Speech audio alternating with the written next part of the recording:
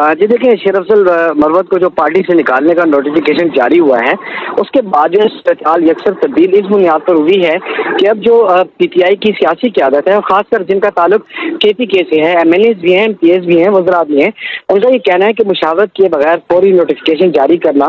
तो इस हवाले से इस वक्त वकला और जो दूसरी जानिब क़यादत है, दोनों का प्रेशर जो है बैरिस्टर गौहर की तरफ है।